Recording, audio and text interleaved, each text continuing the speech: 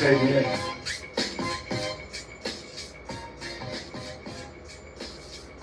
Can you feel that? Can you imagine walking down the hall from class to class with this on the speakers, and you know what it tells me? I see you, I hear you, I feel you. You say, oh no, you put that music on, they're going to think we're not serious about education. We don't need that ghetto stuff.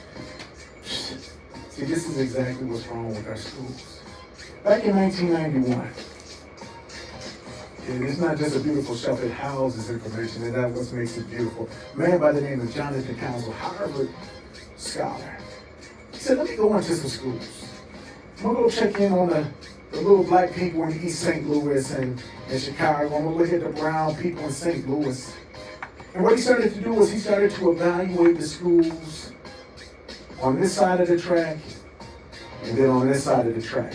And the only thing he could conclude was that there was savage inequalities within our school system, and these savage inequalities help to perpetuate the status quo. People tell you, yeah, everybody has a free education, and education is the great equalizer if you could just get that education. But what if the education really is not the same? And we know that's the case. We look at the statistics. We see that black children are disproportionately placed in special education, negatively stigmatized in classes. They're misidentified, misplaced, and then forgotten. Because of that, they have a higher level of detentions and suspensions. They have lower scores in reading and math, where it counts for matriculation in the post-secondary school. And then in addition to that, they have higher detentions, higher suspension rates. And that leads to what? Earlier dropout. And earlier dropout leads to what? Entrance into the prison industrial complex. We call it the school to prison pipeline. When we talk about that school to prison pipeline, I need you to recognize how real this is. So the question is, well, what are we going to do about it? Because we see that they're not going to do anything about it. In fact, they're okay with the status quo. So we have to reimagine success in schools. And so if Jonathan Council was good, they say Christopher Admin is Jonathan Council with swag. This is a brother whose parents are from Jamaica. He's born and raised in New York. And he wrote a book called Ratchetdemic, Reimagining Academic Success. Remember that music came on? He was like, we don't need that. We need to get to the 3 R's. No, what he said is we have to reimagine what real education looks like in school. Let me read just a portion of what he said. He said, hip-hop was and still is raw, ratchet, and unapologetic expression.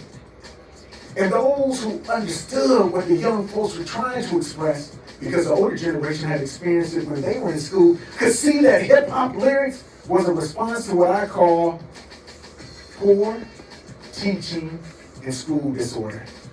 He said, we got PTSD because we got PTSD. The trauma in schools that occurs is because of the poor teaching. It's not because the teachers don't have a love for the children, but it's because they're put in albeit too difficult situations. Everybody is going crazy over Abbott Elementary School, and they should, because it's a great movie. But the reason why it's a great, series is because it shows how beautiful, how powerful a teacher has to be, how much love they have to be, how much love they have to give to these students for it to be something special for them. But now let's look at this though. We have great educators, because we said there's problems in the school, so we have people like Marva Collins who said, you know what, I don't like this school. You know what I'm going to do? I'm going to clean out the top part of my house, and I'm going to put a school up in here. And you can see the students that matriculated through Marva Collins and the Marva Collins way have different higher expectations. She did a curriculum that was outside of the regular normally boundary, but she said, I'm going to give my students something to look forward to. We look at Harlem Children's Zone with Jeffrey Canada, and he said, you know what? You said these children can't learn because they're poor. You said these children can't learn because they're here. Watch what I do. And a block at a time, he built up a beautiful network of education. And in this network of education, not only did he educate the children and give them hope, but what else did he do? He gave the parents hope. We see over in Akron, Ohio, there was a man by the name of LeBron James, an athlete, who said, you know what? I see I can make a difference, and I'm going to go to my hometown. And he said, I tell you what, maybe I'm not going to pay for Harvard, maybe I'm not going to pay for Stanford, but I tell you what, if you graduate from this school, we're going to get you into a school at the University of Akron. And when I look at these things, I said, wow. Why do we have these people? You know, the Howard Fullers of the world, the people who want to do something. But remember how Howard Fuller had to come about? He was in as a superintendent in the school system, and he tried to make significant change, and they said, oh, brother, you can't do that. So he had to leave. And so what happens is there's a brain drain, because whenever you have great talent inside of a system that doesn't want to do anything, people leave. They say, I'm already not getting paid enough. So we're going to reimagine success. This is what I want us to do. I want to look at some other solutions. What I want us to think about is this. What if we change the compensatory age of school from 5 to 17 to 0 to 12? You said, hold on, what are you talking about? Yeah, what if we made infants go to school and that was where we had to put them? But then we gave them the real type of education that we needed. And in that education, you think about how much professors make. Well, what if our nursery school teachers, what if those pre-K, pre-4, 4 or 5-year-olds had people with that type of education that could teach them languages, that could teach them the arts, that could teach them why the brain is absorbable. We talk about the millions of neuronal connections that are there that's just lost because these children lay dormant. And I'm not talking about our daycare centers who give them love, but we need to give as much love as we do education. We waste those first 5 years, and if you talk to people in the school, they'll tell you, boy, this person in kindergarten already done cussed me out. They're already tripping. So why not work with that cement while it's wet? And we can nurture them not only with academics, but also with the social emotional learning to be able to what? Improve that limbic system so they know what they have everything they need. And guess what else we can do? We can provide them nutritionally with everything that they're supposed to have to grow into strong people. Why don't we look over into the other countries that do things like this? Because once the children get to that age of 12, they say, okay, you can go to 2 tracks.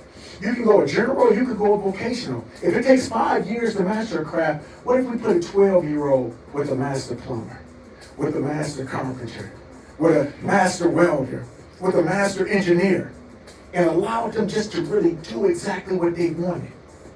But you say, oh, no, I love education. Well, we got a traditional track for you. But what if we made it more like post-secondary, where you could pick the time you wanted, you could pick the exact major, you could do everything you want to do? See, that's what makes school fun. See, when school is not interesting, when school is not boring, you get nefarious behavior, and that's why they make it boring, because they need people to weed themselves out, or to conform to society. If you're going to graduate, you must do what we tell you to do. So this is what I'm telling us. If we're going to reimagine success, if we're going to have success for all of our students, to put all of them in the track, because we all learn differently, put one where they could be in the track to do it, we have to reimagine success. We cannot complain about the results when we understand the formula and how well the formula is working. If you're not willing to change the formula, don't complain about it. And this is not a formula really we can tweak. This is a formula we had to overhaul. So when you start to think to be creative, imaginative about what we need to do, isn't that what our ancestors did? They had to sneak and read. Frederick Douglass taught himself how to read. You think about the hands and dexterity of all of the things that they could do. Just imagine if they're given a chance and directed in a place of love and nourishment, where it's our job to not just get them in a free education. Because they say there's no such thing as free. So if you get something free, you better watch out, because it's coming with a caveat. Why don't we give them something that they need, that they want, and that's going to make them be the best they can be and maximize their human growth potential? This is the Blacksmith, your Big Daddy Dre, for your 2022 Black History Month.